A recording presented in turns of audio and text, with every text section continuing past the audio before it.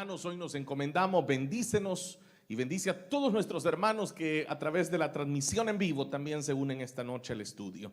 Gracias, Señor, tuya es la gloria y la honra por siempre. En el nombre de Jesús, amén, Señor, y amén.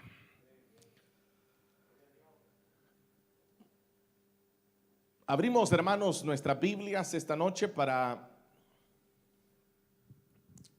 el estudio que nos corresponde. Sean bienvenidos cada uno de ustedes, una alegría verles. Qué bueno que el Señor les concede la vida y también la oportunidad de encontrarse en este lugar. De igual manera saludamos a todos nuestros hermanos que se nos unen a través de nuestra transmisión en vivo, a través de las diferentes redes. Les enviamos un abrazo. Hay hermanos que nos escriben que van saliendo de sus trabajos, otros van camino a sus casas ya que viven retirados. A todos ellos les saludamos en el amor de Cristo Jesús. También a nuestros hermanos que nos escriben de otras naciones, también hasta donde se encuentran, un fuerte abrazo. Primera carta de Pedro, capítulo 3. Recuerde que es el capítulo que hemos estado desarrollando estos últimos miércoles y hoy estaremos dando por finalizado el capítulo 3, quedándonos pendiente solamente de esta primera carta de Pedro, el capítulo 4 y el capítulo número 5. Leemos en esta ocasión a partir del versículo número 18 en adelante. Espero que usted ya lo tenga. Y dice la palabra del Señor: porque Cristo murió por los pecados una vez por todas, el justo por los injustos, a fin de llevarlos a ustedes a Dios. Él sufrió la muerte en su cuerpo, pero el Espíritu hizo que volviera a la vida. Por medio del Espíritu fue y predicó a los espíritus encarcelados, que en los tiempos antiguos, en los días de Noé, desobedecieron, cuando Dios esperaba con paciencia mientras se construía el arca. En ella solo pocas personas, 8 en total, se salvaron mediante el agua, la cual simboliza el bautismo que ahora los salva también a ustedes. El bautismo no consiste en la limpieza del cuerpo, sino en el compromiso de tener una buena conciencia delante de Dios. Esta salvación es posible por la resurrección de Jesucristo, quien subió al cielo y tomó su lugar a la derecha de Dios, y a quien están sometidos los ángeles, las autoridades y los poderes. Amén. Hasta ahí, hermanos, esta noche. Tenga la bondad de sentarse.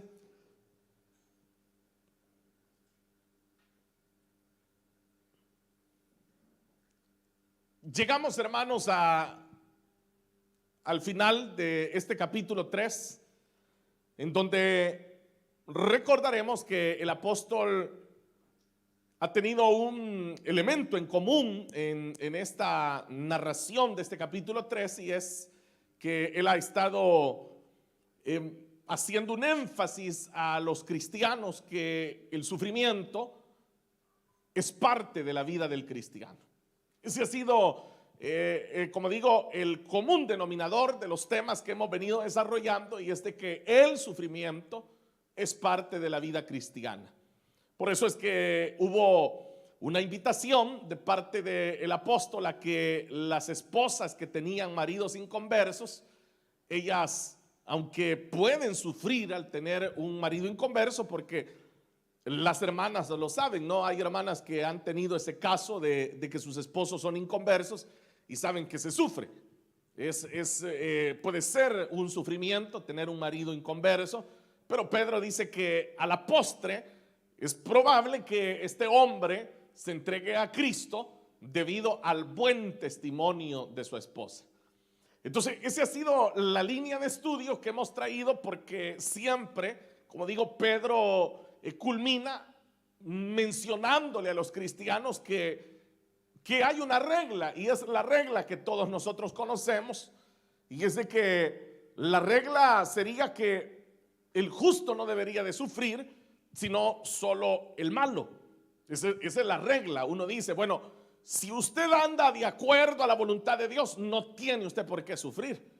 Y entonces hay diversas porciones de la Biblia que nos hacen creer eso también, pero como toda regla también tiene su excepción. Entonces quiere decir que si bien es cierto, nosotros podríamos pensar regla de que el que anda bien con el Señor todo le va a salir bien, es probable que aunque usted ande muy bien con el Señor, lleguen a su vida episodios de sufrimiento. Y eso es lo que Pedro nos ha venido enseñando acá, pero él dice que aquel que le toque sufrir por Cristo, dice que eso es preferible a que usted vaya a sufrir por hacer lo malo. Entonces, porque sin lugar a dudas también el que hace lo malo también sufrirá. Pero Pedro ya dejó claro y dice, miren hermanos, es preferible que ustedes sufran haciendo lo bueno y no que sufran haciendo lo malo. Entonces uno diría, bueno, si en la vida vamos a sufrir, entonces por lo menos suframos por agradar al Señor. Entonces esa ha sido la constante que Pedro ha traído hablando del sufrimiento. Entonces, como él ha hablado del sufrimiento, ahora nos va a dar el ejemplo máximo de sufrimiento, y ese ejemplo es Cristo Jesús. ¿Quién más justo que nuestro Cristo? ¿Quién más santo? ¿Quién más puro que nuestro Cristo? Pero hasta él tuvo que sufrir, y por eso es que Pedro inicia diciendo en el versículo número 18, el justo por los injustos, dice él. Oiga, es controversial lo que le está diciendo, porque para cualquier mente uno diría, ¿cómo es eso que el justo se entrega para salvar a los injustos? El justo sufrió por los injustos. Entonces por eso le mencionaba que hay una expectativa mental que nosotros tenemos, y es de que el que está haciendo bien las cosas no tendría por qué sufrir. Por eso es que uno se acuerda de, por ejemplo, el libro de los Proverbios, ¿verdad? Que dice que cuando los caminos del hombre le son agradables al Señor, dice, ¿aún qué? Dice que aún a sus enemigos Él los hace estar en paz con Él. Entonces uno dice, bueno, si yo estoy agradando al Señor en todo, ¿por qué me ha venido esta prueba? ¿Por qué estoy sufriendo? O sea, está bien que le venga este sufrimiento a aquellos que andan mal, pero yo ando bien, ¿por qué estoy sufriendo? Entonces eso es lo que Pedro nos ha venido aclarando, que de forma general se podría creer que es así, pero por eso le mencioné incluso el caso de Pablo. Pablo fue un hombre que sufrió muchísimo por el evangelio, y uno no podría decir, es que Pablo a saber que se tenía escondido y por eso era que el Señor lo tenía sufriendo. O sea, era un hombre entregado realmente a la obra de Dios, pero tuvo que sufrir, tuvo que llegar a situaciones. Bueno, el día de ayer yo leía un post y lo hablaba con un hermano acá de la iglesia, de un fulano por ahí que dice que le han dado las llaves de no qué ciudad, que ha sido meritísimo de no qué otra ciudad. Y cuando yo leía eso, inmediatamente pensaba en Pablo. A Pablo lo sacaban de las ciudades, a Pablo lo sacaban como muerto de la ciudad, y lo iban a tirar afuera de la ciudad porque creían que estaba muerto, y por eso lo dejaban ahí tirado. Entonces cuando iban a ver, Pablo no estaba muerto, estaba moribundo, pero no estaba muerto. Hubo otra ocasión en donde lo sacaron de una ciudad descolgándolo por el muro a través de una canasta. Entonces quiere decir que los verdaderos hombres de Dios han sufrido a causa del Señor. Entonces Cristo Jesús es el ejemplo máximo del sufrimiento. Por eso Pedro inicia diciendo en el versículo 18, porque Cristo murió por los pecados una vez por todas, el justo por los injustos. Entonces esto viene y refuerza una vez más la postura de que Pedro está buscando, podríamos llamarle, darle una conclusión a lo que él ha venido desarrollando en el capítulo 3. Entonces Pedro lo va a hacer dándonos un par de panoramas que son doctrinales. Recuerden que hemos venido insistiendo que esta carta es una carta escrita para recién convertidos, para aquellos que habían abrazado la fe. Es como una carta de bienvenida, una carta que contiene instrucciones de cómo desarrollar la vida cristiana. Es una carta que contiene como advertencias de lo que les espera en la vida cristiana. Entonces eso es esta carta. Entonces ahora Pedro va a tratar, oiga bien, dos aspectos doctrinales que están incluidos en esta carta y que nosotros tenemos que entenderlos. Veamos el versículo número 18, en donde él dice que Cristo sufrió, Cristo se entregó, Cristo murió, siendo justo, lo hizo por los injustos, a fin de llevarlos a ustedes a Dios. Entonces, note que él nos está dando un porqué del sufrimiento de Cristo. Una de las cosas que a nosotros siempre nos ha intrigado cuando estamos dentro de una prueba es saber por qué. No sé si a usted le ha pasado, a mí me ha pasado, no sé si a usted o usted viva otro tipo de cristianismo, pero cuando uno está en medio de una prueba uno dice, ¿por qué, Señor?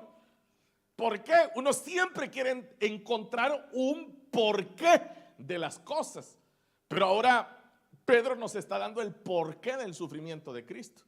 Y resulta que el porqué del sufrimiento de Cristo fuimos usted y yo.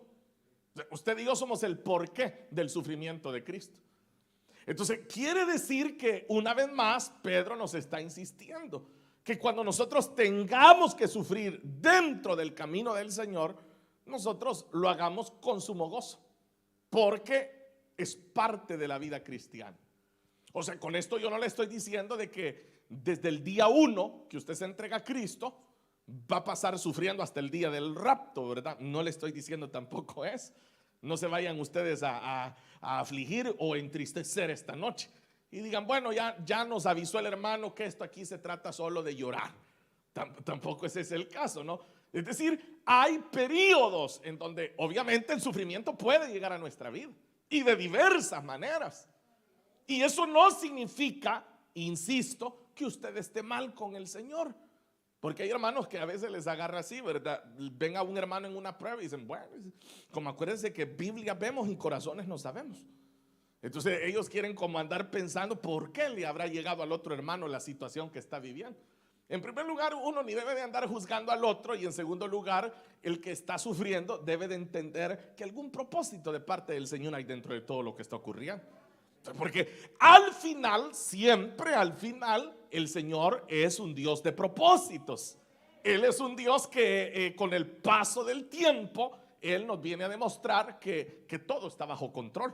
Por eso es que Pedro en el versículo 22, que fue el último que leímos, él dice que al Señor están sometidos los ángeles, las autoridades y los poderes, que Reina Valera lo traduce las potestades. Pues todo está sometido al Señor. Entonces, si todo lo que tiene poder está sometido al Señor, quiere decir que el Señor siempre está al control de todo en nuestra vida. Aunque usted y yo estemos en medio de una gran prueba que nos está ocasionando un gran sufrimiento, pero lo que no podemos perder nosotros de vista es que el Señor siempre está al control de todo. Entonces uno debe decir, bueno, ahorita estamos que ni vemos el sol. Ahorita vemos que tras tormenta, tormenta, tras nubarrón, otro nubarrón, tras el huracán, otro gran tormentón. Pero el Señor está siempre al control de todo. Entonces, esa debe de ser la paz del creyente en medio del sufrimiento. Someterse a la voluntad del Padre. ¿Qué hizo Cristo Jesús en el momento crucial de su ministerio? ¿Qué fue lo que hizo el Señor? Lo que él hizo fue someterse al Padre. Cristo va y ora, y es por eso la oración que usted y yo conocemos cuando él le dijo, Padre, si puede esta copa pasar de mí, bueno, que se haga, y si no, que se cumpla tu voluntad. Entonces él está en un momento crucial, pero él se somete al Padre. Nosotros en medio de la prueba, en medio del sufrimiento, lo que nosotros debemos de hacer es someternos al Padre. Someternos a través de la oración al Padre y entender y renunciar nosotros al control de las cosas y decir, bueno, estoy en medio de esta gran situación, yo no la puedo resolver, yo ni siquiera entiendo por qué estoy viviendo esto, pero lo único que puedo entender y creo de corazón es que el Señor tiene planes para mi vida. Entonces, porque esas fueron las palabras que Job expresa también cuando él dice, yo sé, dijo él, que mi Redentor vive, dijo. y que mi Redentor vive, y él tiene el poder aún de la misma muerte, del polvo, él me puede levantar. Entonces lo que Job estaba confesando era que en medio de su dolor, en medio de su gran prueba, él podía incluso morir, pero aunque él muriera, Job sabía que su Señor tenía el poder de volverlo de la muerte también. Entonces esa convicción es la que usted y yo necesitamos mantener en medio de cualquier situación de sufrimiento que tengamos que enfrentar. ¿Están de acuerdo, hermanos? Bueno, como Pedro, eso es lo que nos está inculcando a través de este versículo, que aún Cristo tuvo que sufrir. ¿Cómo no sufriremos nosotros? Ahora él lo dice una vez más en la parte final del versículo 18. Dice, él sufrió. Y ahí está una vez más la palabra sufrimiento. Por eso dice, él sufrió la muerte. ¿A dónde sufrió la muerte el Señor? En su cuerpo. En su cuerpo. Allí se causó el sufrimiento, en su cuerpo. Por supuesto que cuando el sufrimiento llega a nuestra vida, ¿a dónde nosotros experimentamos en primer lugar el sufrimiento? Es en nuestro cuerpo. Por eso es que hay personas que cuando están sufriendo adelgazan, por ejemplo, pierden peso, porque muchas personas pierden el apetito y otros aunque coman, y tal vez usted lo ha oído, hay personas que dicen ni me sustenta la comida, porque hay una carga. Uno dice es una carga emocional, sí, pero está sufriéndolo y enfrentándolo nuestro cuerpo.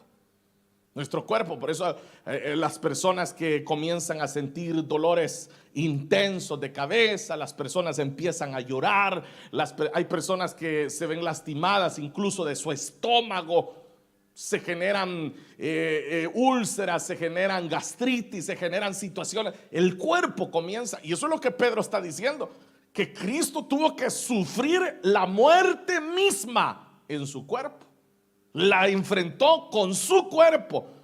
Pero note lo que sigue, dice, pero el Espíritu hizo que volviera a la vida. Entonces note este orden que Pedro nos está dando.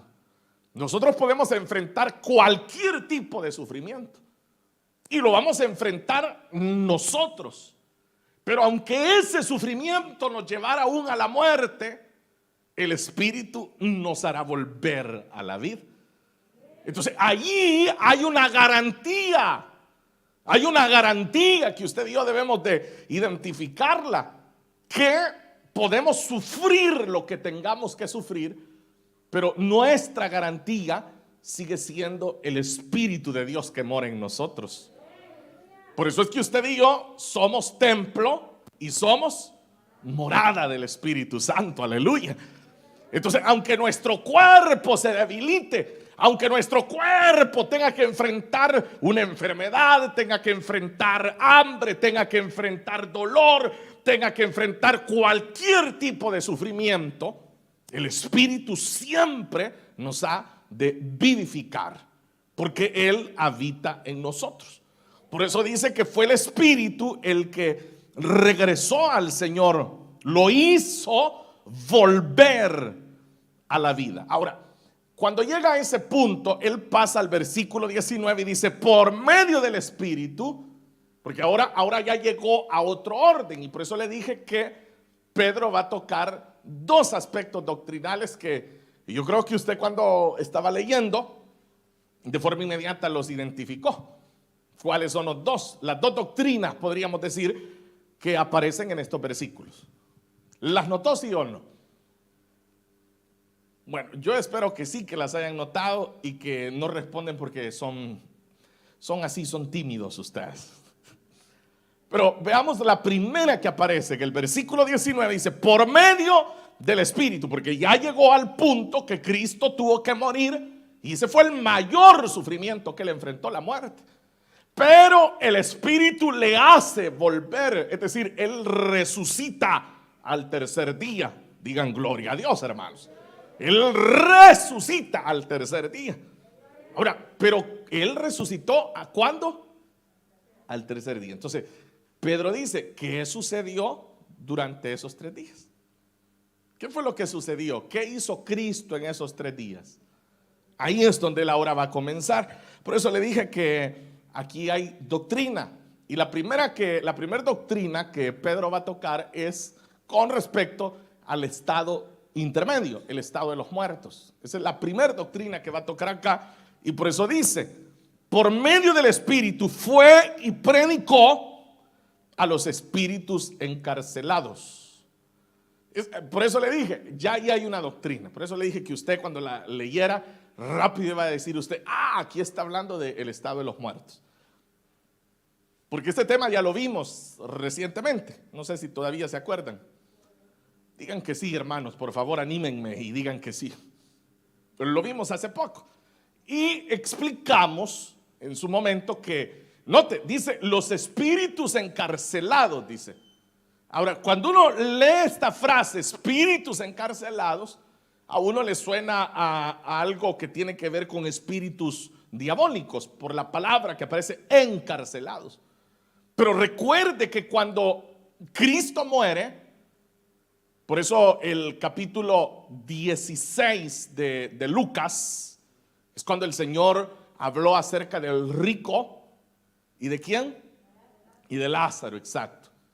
Entonces el Señor deja claro ahí que lo que existía antes de la muerte de Cristo es el Hades, que es la palabra griega para hablar de la muerte, que Hades es el dios de la muerte. Entonces se usa la palabra Hades, por eso el Señor la usa, que es la palabra griega, para denotar la muerte después de esta vida.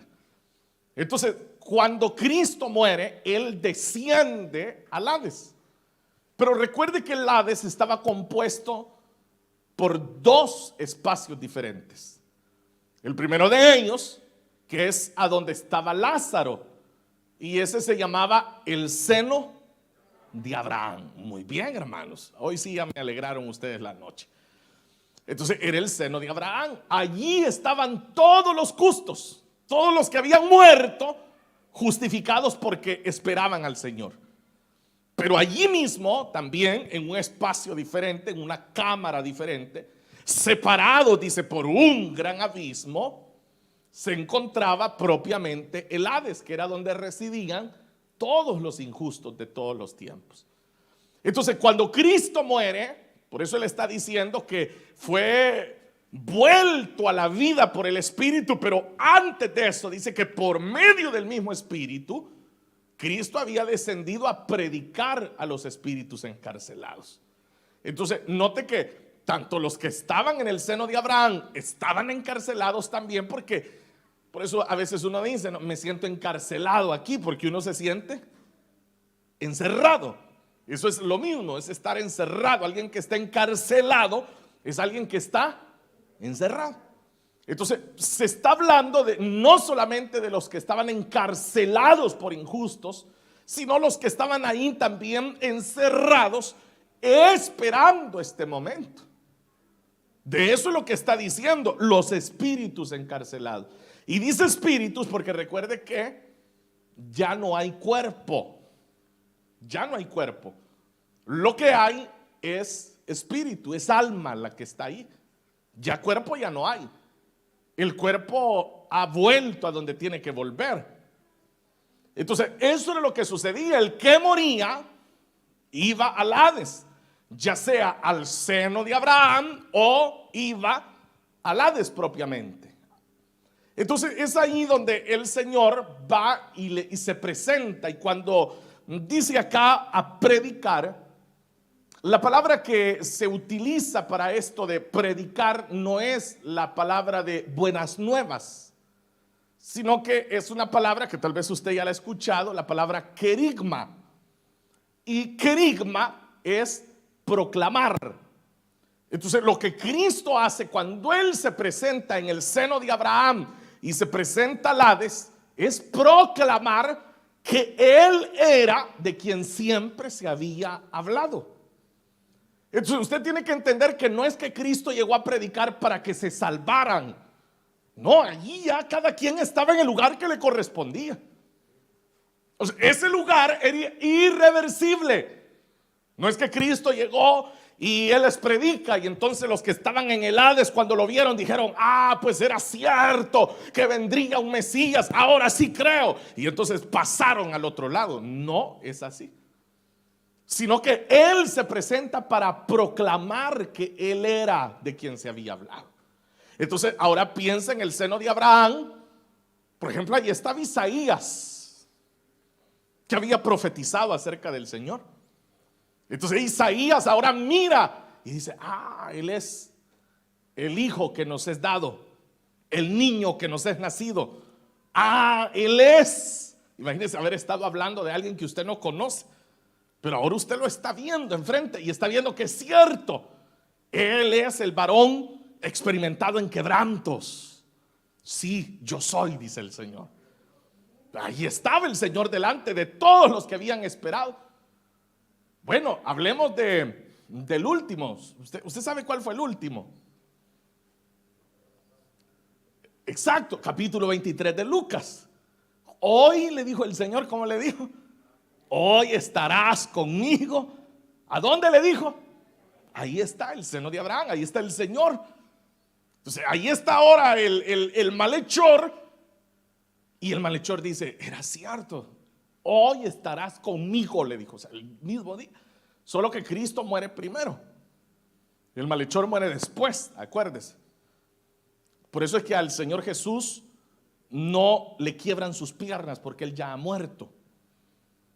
Pero ahí está el Señor y de repente llega también el malhechor, imagínense, y ve al Señor. ¿Qué le parece a usted eso? Ahora, pero vea el otro lado, vea los que estaban del otro lado. Todos los que habían escuchado de Él y habían menospreciado la figura mesiánica de Cristo están ahí al otro lado ahora. No hay salvación, ya le dije, no hay salvación, pero sí hay una proclamación.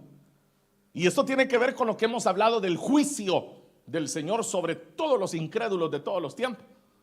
O sea, que el Señor va a condenar a los hombres porque lo rechazaron. Entonces, durante esos 3 días el Señor ha predicado, y eso es lo que aquí nos está diciendo Pedro. Por medio del Espíritu fue y predicó a los espíritus encarcelados. Entonces, ahora usted ya entiende quiénes son esos espíritus encarcelados de los que se está hablando. Versículo 20: que en los tiempos antiguos, note, ahí se está marcando el antes y el después. Que en los tiempos antiguos, en los días, y nos va a dar un ejemplo. No es que solamente estaban los de los días de Noé, nos está dando solo un ejemplo. Que en los días de Noé desobedecieron. Desobedecieron. ¿A quién desobedecieron? Desobedecieron a Dios. Pero ¿cómo desobedecieron a Dios? Menospreciando lo que Noé les estaba diciendo. Y por eso dice el mismo versículo, note esta palabra que se nos menciona: cuando Dios esperaba, dice, ¿con qué? Con paciencia. Cuando Dios esperaba con paciencia. O sea, Dios les estaba teniendo paciencia. Y ahí se está construyendo el arca.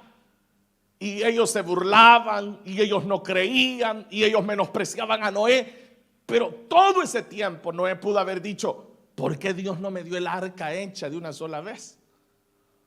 Sino que me ha puesto a estar haciendo aquí el ridículo enfrente de todos estos. Algo así como la iglesia, ¿verdad? Que aquí estamos: Cristo viene pronto, Cristo viene pronto, Cristo viene pronto. Y los inconversos que dicen: años llevan diciendo así y nunca viene. Ay, mire, yo me acuerdo cuando estaba chiquito, mi abuelita me quería llevar a la iglesia. Se murió mi abuelita y Cristo no vino.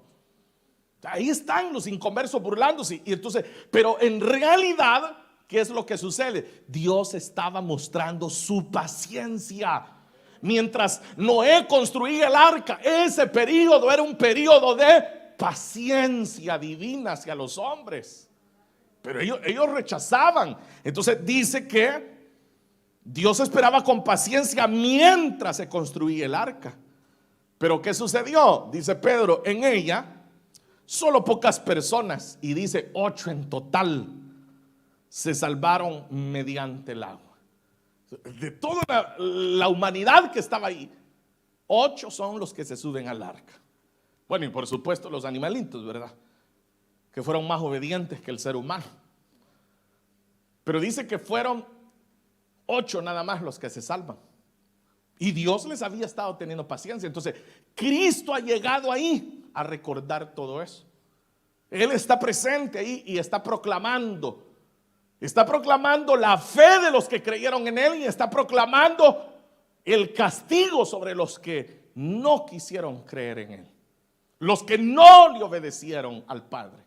Eso es lo que ahora está sucediendo en el Hades. Si usted alguna vez se había preguntado, bueno, ¿y Cristo dónde estuvo los 3 días? ¿Por qué fue que resucitó hasta el tercer día? Hoy Pedro nos está aclarando aquí qué era lo que pasó en esos 3 días. Yo no sé si usted se lo había preguntado, ¿verdad? Porque hay muchos cristianos que dicen, y el Señor resucitó al tercer día, amén. Pero no se ponen a pensar, ¿y por qué hasta el tercer día? Y en esos 3 días, ¿qué ocurrió?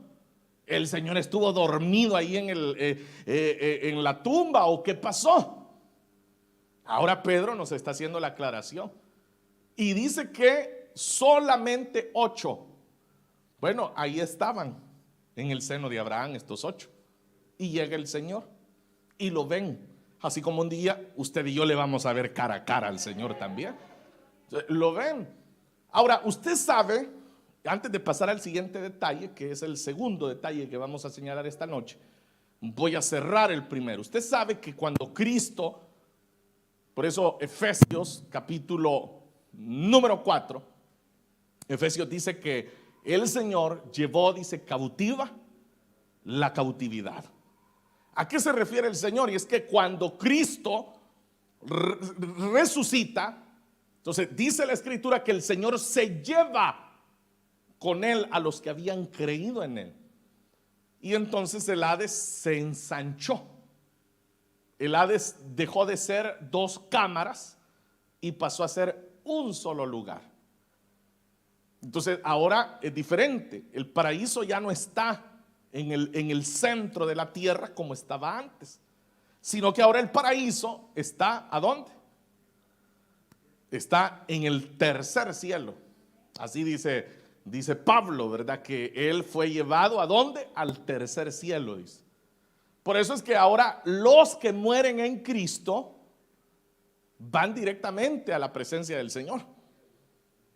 Ahora, pero estos no, estos tuvieron que esperar, bueno, más de 3000 años para estar en la presencia del Señor. Ellos ahí estaban, sí, estaban en reposo ahí con Abraham, estaban en reposo, pero no estaban en la presencia del Señor. Ahora imagínese usted qué privilegio, porque si usted se muere ahora, usted que muere y abre los ojos en la presencia del Señor. Bueno, lo veo con convicción a ustedes, qué bueno. Pero piense qué privilegio, no, pero antes había que esperar. Ahora no, ahora usted que se muere, usted que dice, hermanos, me despido, amén, y usted ya está, y cuando abre los ojos, mira al Señor. No sé cuántos quieren ver al Señor. ¿Ya? Aleluya. Pero así funciona. Ahora, ¿qué marcó la diferencia entre el antes y el después? La sangre de Cristo. Esa es toda la diferencia. Que antes no había sido derramada la sangre del Cordero. Pero una vez fue derramada la sangre del Cordero, entonces las cosas cambiaron. Amén. Bueno, hasta ahí vamos bien, ¿verdad? Pasemos al segundo detalle,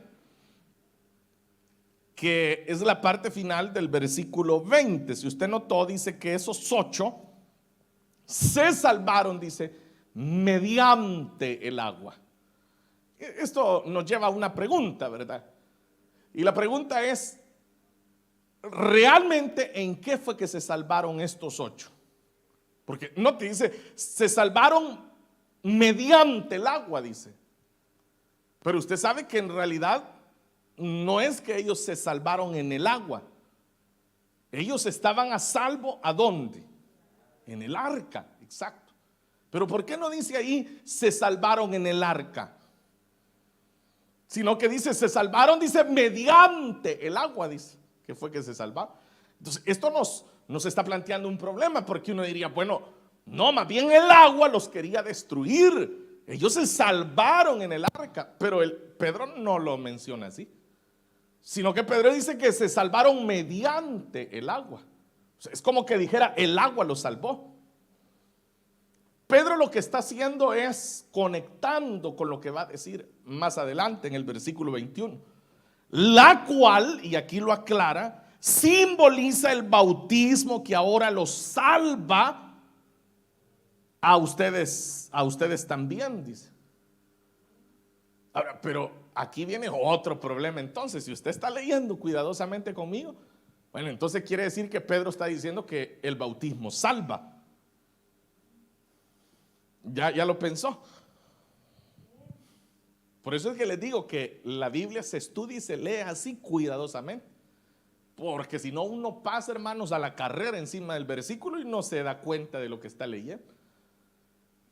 Vamos a recapitular. Dice que estos 8 se salvaron mediante el agua, y dice, así como ustedes, dice que también han sido salvos a través del bautismo. Entonces uno dice, ¿Pedro está hablando de que el bautismo salva? No, no está diciendo eso. Ahora, pero ¿cómo podemos estar seguros? Entendiendo la parte anterior, cuando él dice que los 8 se salvaron mediante el agua. ¿Qué es lo que realmente Pedro está diciendo con eso? Lo que él está diciendo es que el agua destruyó a los que podrían haber dañado a estos 8. ¿Lo entendió? Se lo voy a decir en otras palabras. El agua sepultó a una generación perversa. Eso fue lo que hizo el agua. El agua sepultó a esa generación, a los antidiluvianos, los dejó sepultados.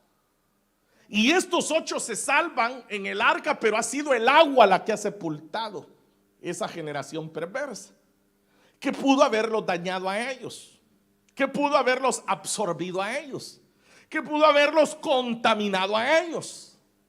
Entonces, por eso Pedro está diciendo que los salvó mediante el agua. Es decir, Dios destruyó lo que podía haberlos destruido a ellos. Entonces, ¿por qué le está comparando esto con el bautismo nuestro en agua? Por la misma razón. Usted no es salvo por el bautismo. Usted es salvo por el sacrificio de Cristo Jesús. Pero cuando usted se bautiza, es una ceremonia donde usted está haciendo ¿qué? Usted está renunciando a esta generación en la que usted vive. Por eso es que el ministro, cuando le bautiza, ora por usted y lo sepulta con Cristo y lo resucita. ¿A qué? A una nueva vida. Entonces usted, por eso es que hasta cantamos, ¿verdad?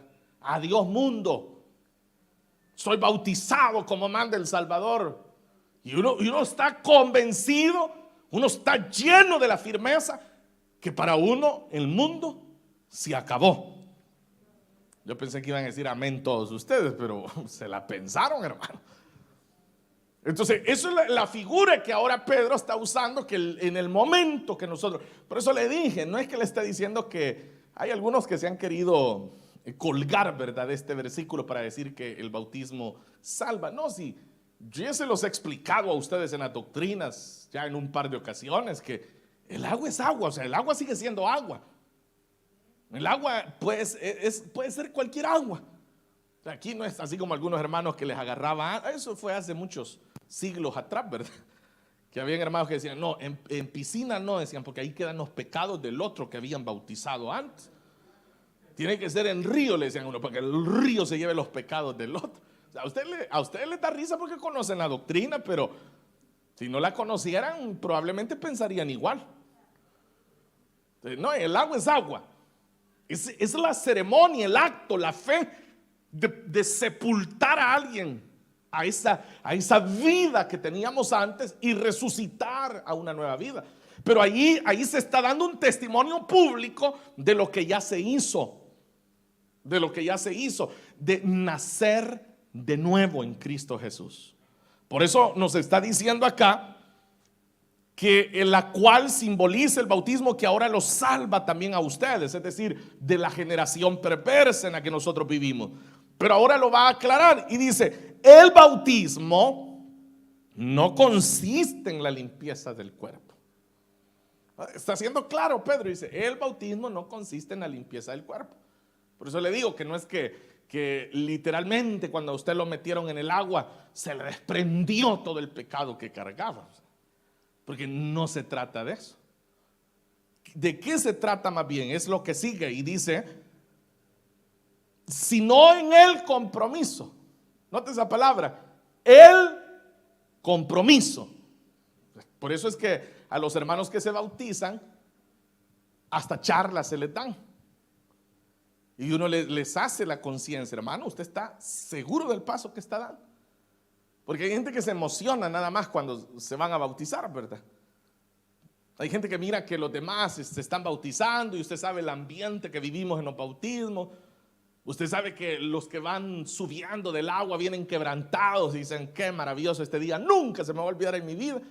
De repente hay algunos por ahí que están viendo y dicen, yo también quiero, pero lo que sienten es un impulso a hacerlo, pero no tienen esta convicción, que lo que se está haciendo es el compromiso delante del Señor. ¿De qué? Ahí lo dice, el compromiso de tener una buena conciencia delante de Dios. Porque el que se bautiza está dando testimonio público. Él lo que está diciendo en el momento que se bautiza es decirle, señores, me morí para el pecado, me morí para este mundo, ya no me busquen, que yo he nacido para agradar a Cristo Jesús en todos mis caminos. Eso es el bautismo. Por eso dice que consiste no en la limpieza del cuerpo, dice, sino en el compromiso. Eso es lo que se está haciendo, es un compromiso. ¿De qué? De tener una conciencia, una buena conciencia delante de Dios. Pero ahora no deja lugar a dudas de lo que acabo de aclarar del bautismo, cuando dice, esta salvación es posible.